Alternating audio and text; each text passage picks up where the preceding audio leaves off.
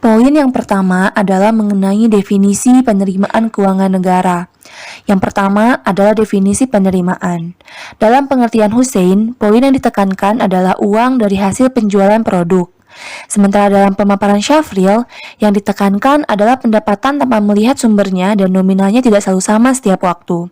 Jadi dapat disimpulkan bahwasanya penerimaan adalah sesuatu yang diterima melalui sebuah proses, baik itu barang maupun sejumlah uang. Selanjutnya adalah definisi keuangan.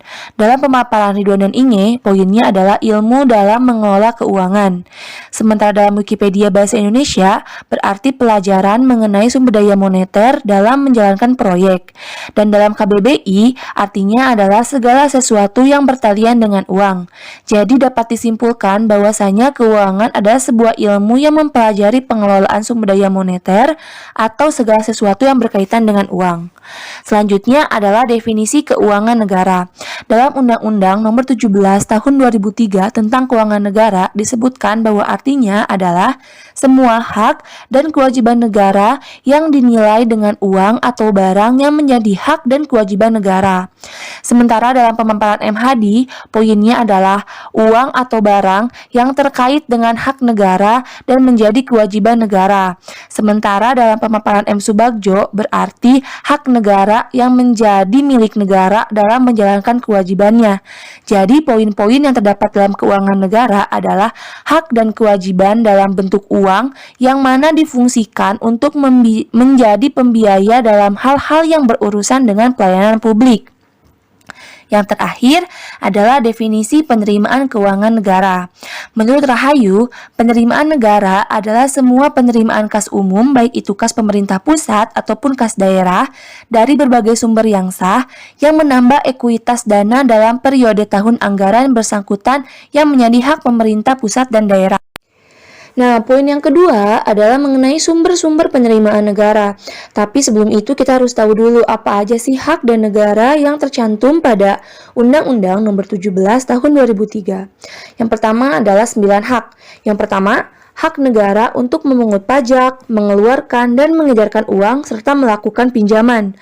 Yang kedua adalah kewajiban negara untuk menyelenggarakan tugas layanan umum pemerintah dan membayar tagihan pihak ketiga. Lalu yang ketiga ada penerimaan negara, pengeluaran negara, penerimaan daerah, pengeluaran daerah.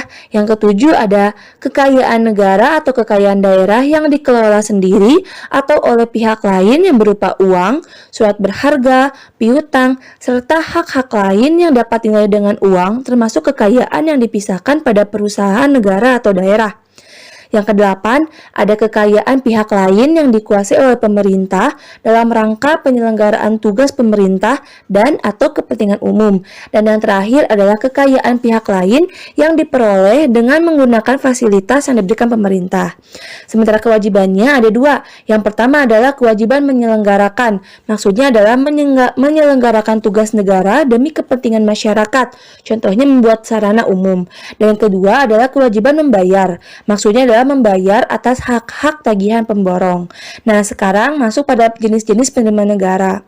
Yang pertama, itu ada pajak. Seperti yang telah dijelaskan bahwasanya pajak adalah hak negara dan kewajiban masyarakat. Nah, pajak ini ada beberapa jenis. Di sini saya akan memaparkan mengenai pajak-pajak dalam dunia pusat. Yang pertama adalah pajak penghasilan atau PPh.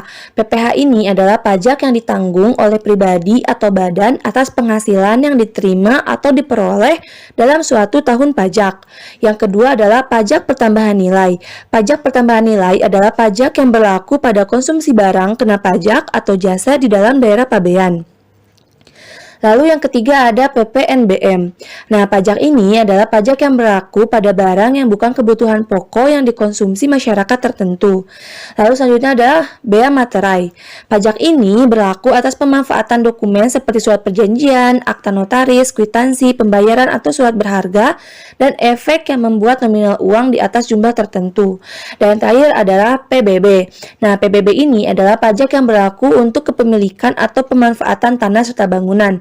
Jadi dapat disimpulkan bahwasanya pajak berperan sebagai pengatur keuangan utama perekonomian di negara Indonesia. Nah, sumber yang kedua adalah penerimaan negara bukan pajak. Adapun PNBP-nya yang pertama adalah penerimaan yang bersumber dari pengelolaan dana pemerintah. Yang kedua, penerimaan dari pemanfaatan sumber daya alam. Yang ketiga adalah penerimaan dari hasil-hasil pengelolaan kekayaan negara yang dipisahkan. Lalu yang keempat adalah penerimaan dari kegiatan pelayanan yang dilaksanakan pemerintah. Yang kelima adalah penerimaan berdasarkan putusan pengadilan dan yang berasal dari pengenaan denda administrasi. Yang keenam adalah penerimaan berupa hibah yang merupakan hak pemerintah. Dan yang terakhir adalah penerimaan lainnya yang diatur dalam undang-undang tersendiri. Nah, selanjutnya adalah hibah. Hibah sendiri dalam undang-undang adalah sebuah penerimaan negara, baik devisa ataupun non-devisa yang dirupiahkan, jasa ataupun surat berharga yang diperoleh dari pemberi hibah yang tidak perlu dibayar kembali dan tidak mengikat, baik yang berasal dari dalam negeri maupun dari luar negeri. Nah, adapun jenis-jenis hibah nih, yang pertama adalah hibah terencana. Hibah ini dilaksanakan melewati mekanisme perencanaan yang dituangkan dalam daftar rencana kegiatan hibah. Yang kedua adalah hibah langsung. Nah, hibah ini dilaksanakan tidak melalui mekanisme perencanaan. Yang ketiga adalah hibah melalui KPPN. Hibah ini melalui proses penarikan dana yang dilaksanakan Bendahara Umum Negara dan Kantor Pelayanan Pembendaharaan Negara. Lalu selanjutnya adalah hibah tanpa melalui KPPN. Hibah ini adalah penarikan dananya tidak dilakukan di BUN atau KPPN. Lalu selanjutnya adalah hibah dalam negeri. Hibah dalam negeri adalah keuangan dalam negeri, lembaga non-keuangan dalam negeri, pemerintah daerah, perusahaan asing yang berdomisili dan melakukan kegiatan di Indonesia. Nah, atau baik itu lembaga ataupun perorangan. Serta yang terakhir adalah hibah luar negeri. Nah, hibah luar negeri ini berasal dari negara asing, lembaga PBB, lembaga multilateral, lembaga keuangan asing, lembaga non-keuangan asing, lembaga keuangan nasional yang berdomisili dan melakukan kegiatan usaha di luar Indonesia maupun itu perorangan. Nah, di poin yang ketiga ini kita akan membahas mengenai sistem pemungutan pajak dan juga jenis-jenis pajak. Sistem pemungutan pajak menurut Mardiasmo itu dibagi menjadi 3. Yang pertama adalah Official Assessment System. Jadi dalam sistem ini wajib pajak hanya tinggal membayar pajak terutang yang sudah ditentukan oleh pemerintah atau Fiskus. Yang kedua adalah Self-Assessment System.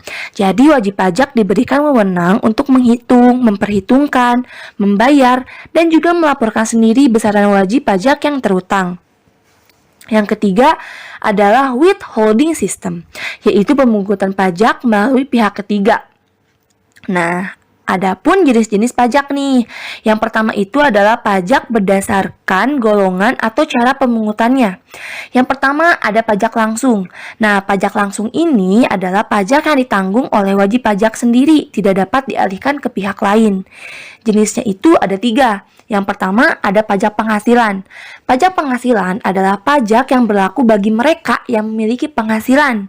Yang kedua adalah pajak bumi bangunan. Pajak ini berlaku untuk mereka yang memakai hak atas bumi, mengambil manfaat bumi, serta memiliki bangunan. Yang ketiga adalah pajak kendaraan bermotor. Pajak ini berlaku bagi mereka yang memiliki kendaraan bermotor.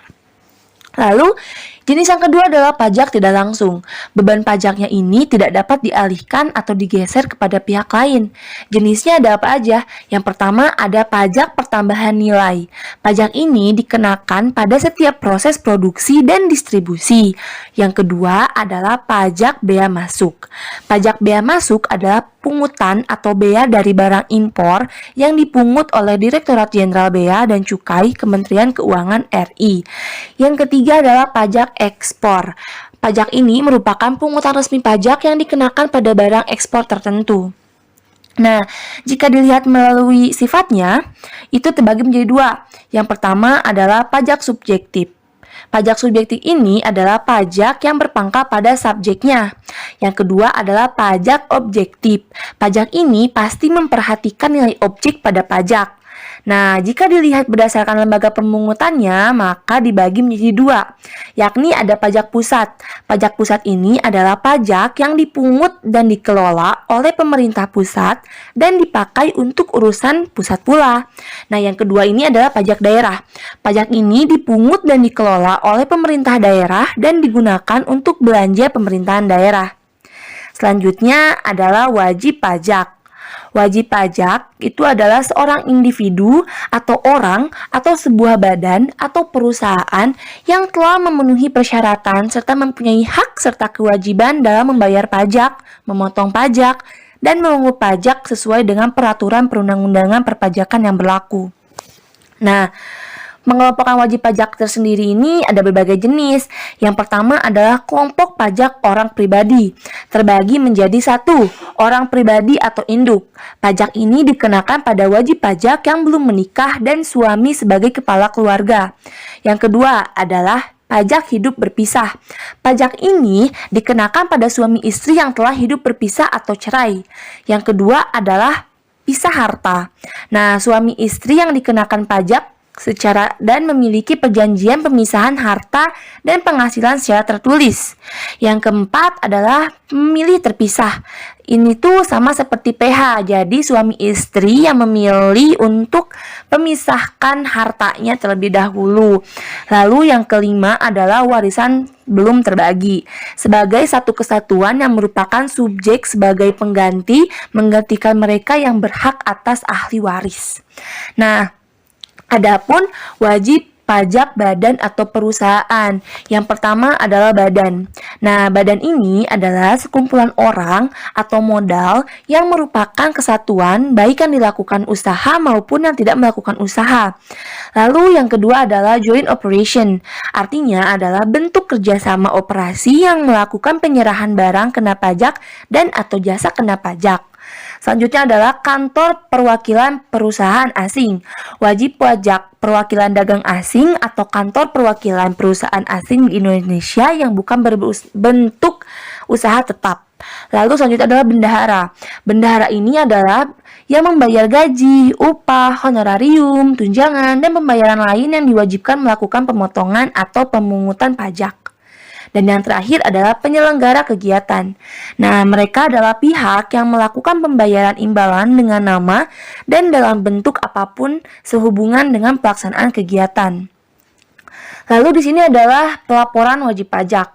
Nah, untuk pelaporan wajib pajak menggunakan form yang disebut dengan surat pemberitahuan atau SPT. SPT sendiri terdiri atas dua macam, antara lain yang pertama SPT masa, yaitu surat pemberitahuan untuk suatu masa pajak bulanan. Lalu yang kedua adalah SPT tahunan, yaitu surat pemberitahuan untuk suatu tahun pajak atau bagian tahun pajak. Yang ketiga, fungsi nomor pokok wajib pajak atau NPWP. Jadi, NPWP yang diberikan kepada wajib pajak itu memiliki fungsi antara lain yang pertama, sebagai sarana administrasi perpajakan. Yang kedua adalah sebagai tanda pengenal diri atau identitas wajib pajak dalam melaksanakan hak dan kewajiban perpajakannya. Yang ketiga adalah menjaga ketertiban dalam membayar pajak dan pengawasan administrasi perpajakan. Dan yang terakhir adalah sebagai pencantum dalam setiap dokumen perpajakan. Lalu di sini kita akan membahas manfaat uang pajak. Jadi uang pajak yang didapat itu memiliki manfaat yang pertama sebagai pembayaran gaji pegawai negeri sampai dengan pembiayaan berbagai proyek pembangunan. Yang kedua adalah sebagai pembangunan sarana umum seperti jalan, jembatan, sekolah, rumah sakit, puskesmas, dan kantor pemerintahan atau polisi. Dan yang ketiga adalah sebagai pembiayaan lainnya dalam rangka memberikan rasa aman bagi seluruh lapisan masyarakat. Selanjutnya adalah instrumen kebijakan perpajakan. Nah, instrumennya itu terbagi menjadi dua. Yang pertama adalah kebijakan perpajakan, yaitu penetapan basis pajak dan penetapan tarif pajak.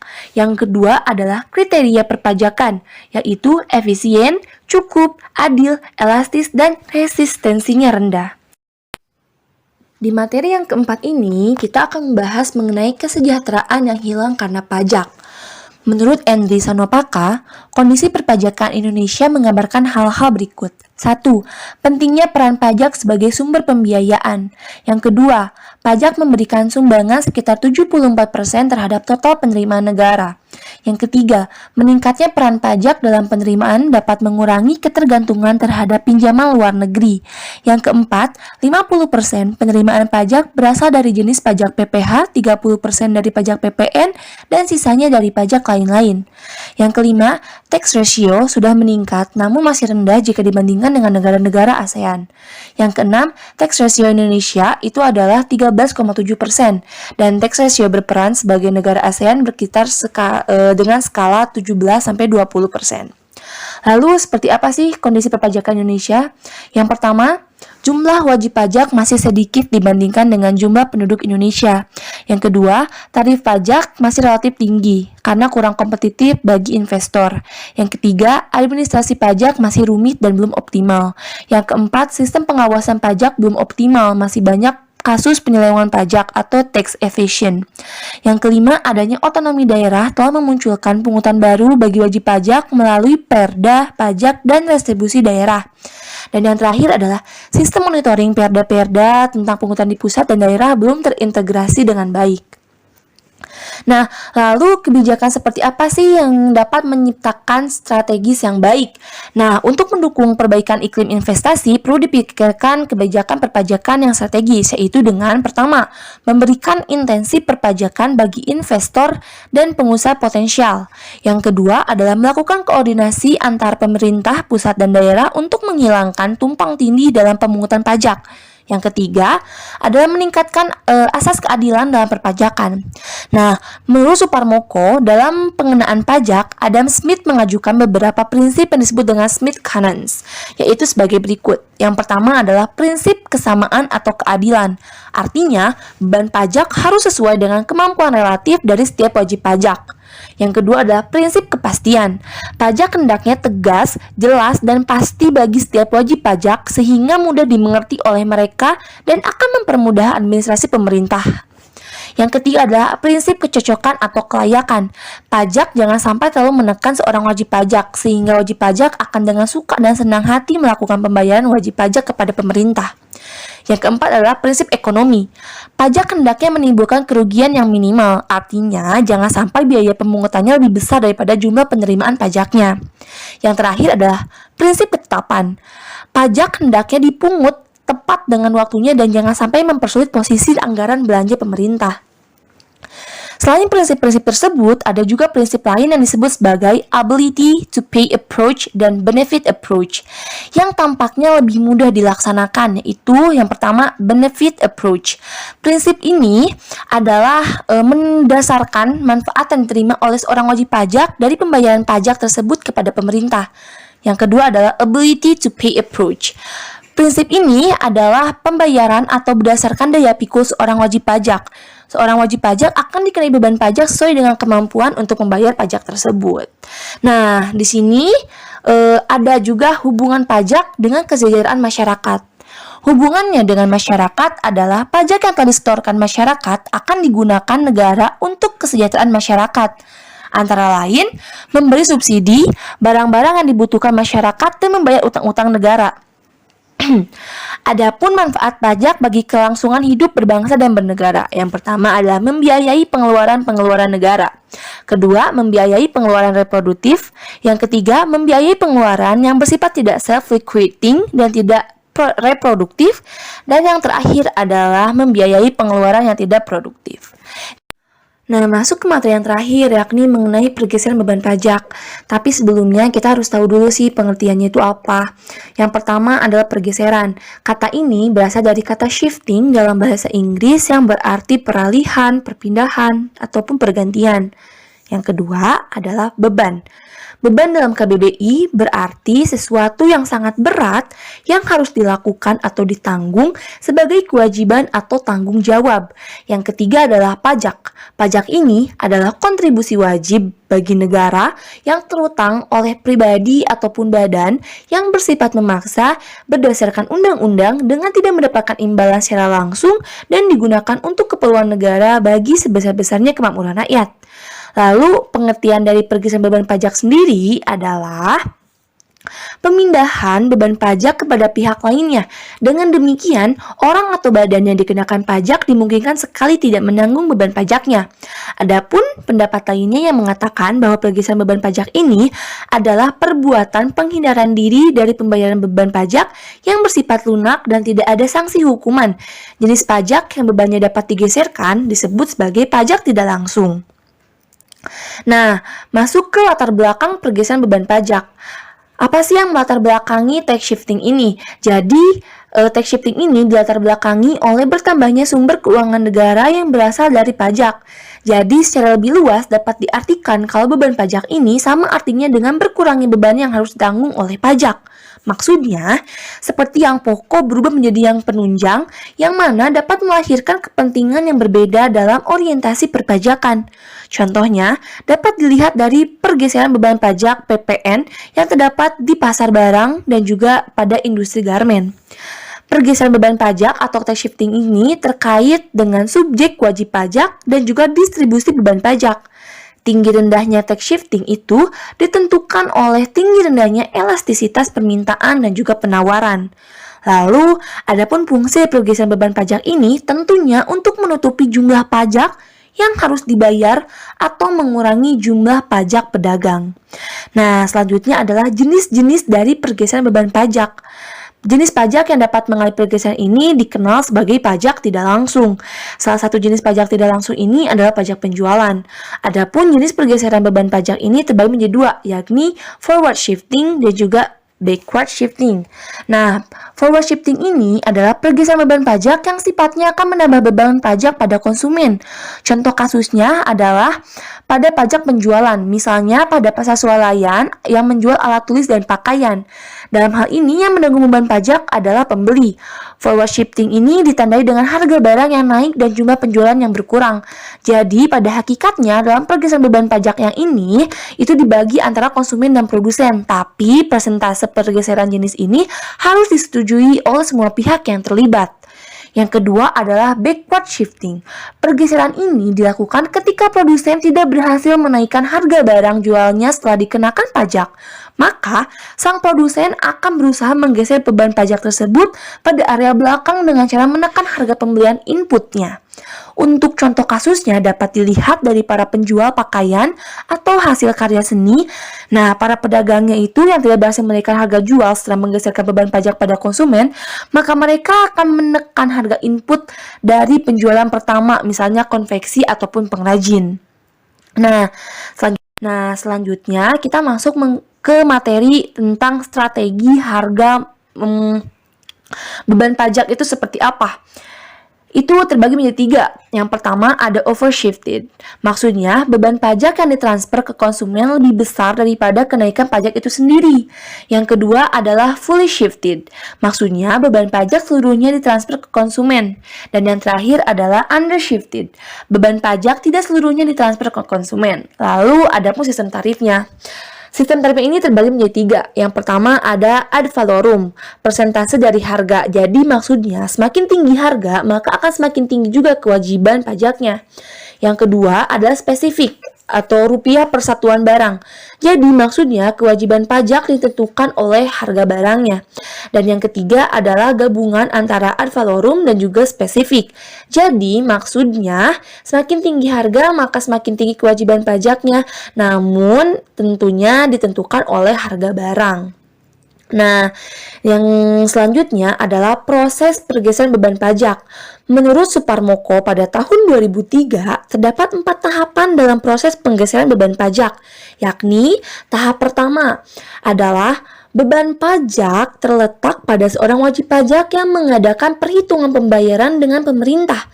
Hal ini berhubungan langsung dengan impact of taxation. Lalu yang kedua adalah pergeseran beban pajak merupakan proses antara pemindahan beban pajak dari pembayar pajak kepada pemikul beban pajak. Yang ketiga adalah timbulnya beban moneter yang terakhir setelah terjadi pergeseran sehingga beban pajak tidak akan digeserkan lagi. Yang terakhir, tahap keempat, yaitu mulai timbulnya konsekuensi dengan adanya incidence of taxation atau disebut sebagai effect of taxation.